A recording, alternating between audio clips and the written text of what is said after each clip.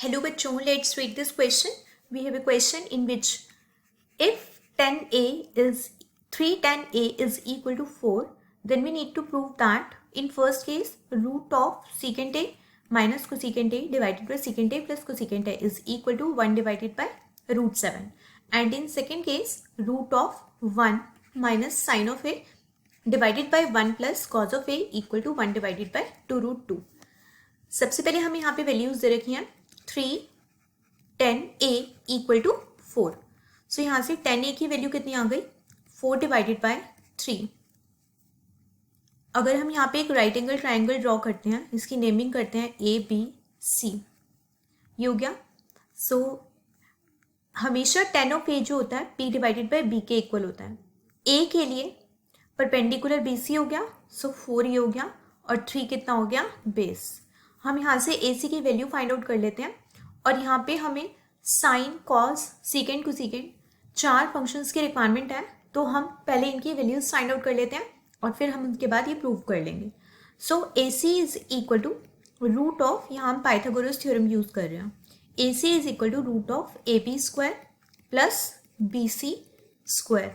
So the value of AC is equal to root of AB. AB की value है 3 the whole square, BC की value है 4 square, यानी कि AC is equal to 9 plus 16. AC is equal to root of 25 means AC is equal to कितना आ गया यहाँ से 5.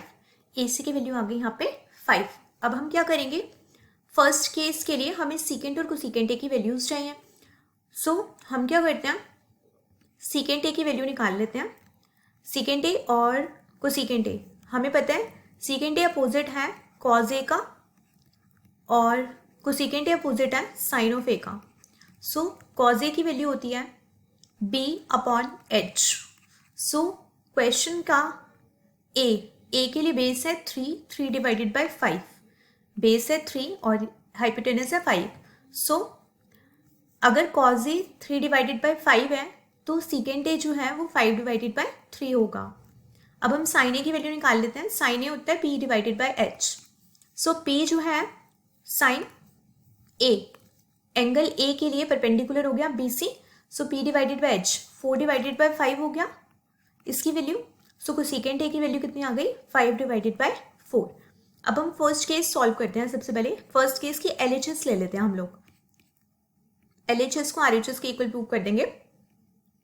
Secant A minus cosecant of A divided by secant A plus cosecant ए.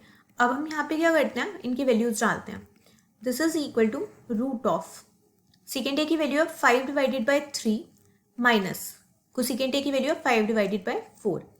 और डिनोमिनेटर में भी यही वैल्यूज हैं बट साइन चेंज है, 5 divided by 3 plus 5 divided by 4. सबसे पहले हम न्यूमरेटर में एलसीएम लेते हैं.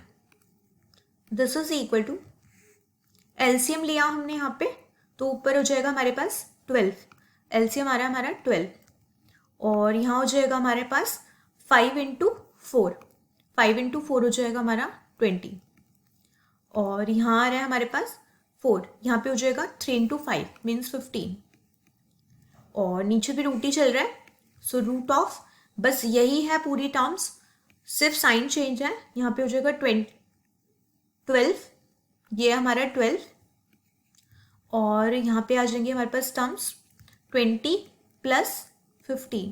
रूट 12 से रूट 12 कैंसिल हो जाएगा, ऊपर बचेगा हमारे पास रूट ऑफ 5 और डिनोमिनेटर में बच रहा है हमारे पास रूट ऑफ 35. सो हम रूट ऑफ 35 को लिख सकते हैं root 5 into root 7. So root 5 से रूट 5 कैंसिल हो जाएगा. This is equal to 1 divided by root 7. यही हमें प्रूव करना था फर्स्ट केस का आंसर. सो ये RHS के इक्वल आ गया.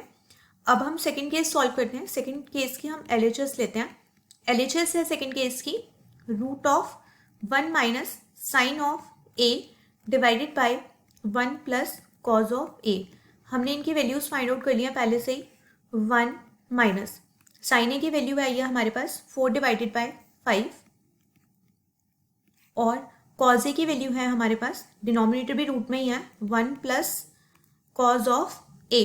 कॉज ऑफ ए है हमारा 3 डिवाइडेड बाय 5. 3 divided by 5. हम एलसीएम ले लेते हैं. एलसीएम लेंगे तो हमारे पास ऊपर डिनोमिनेटर में बच रहा है रूट ऑफ 5 और यहाँ पे हो जाएगा रूट ऑफ 5 माइनस 4 और डिनोमिनेटर में भी ऐसे ही रूट ऑफ 5 है और यहाँ हो जाएगा root of 5 plus 3।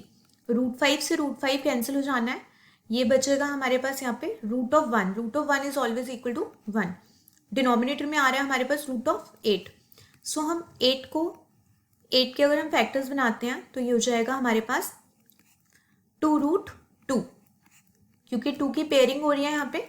So 1 divided by 2 root 2। So second case का आंसर हमें इतने के इक्वली प्रूव करना था, this is equal to RHS। So final answer is, hence we proved that in first case root of secant A minus cosecant A divided by secant A plus cosecant A is equal to 1 divided by root 7, and in second case root of 1 minus sin A divided by 1 plus cos A is equal to 1 divided by 2 root 2. Hope you understood it well. Best of luck. Thank you.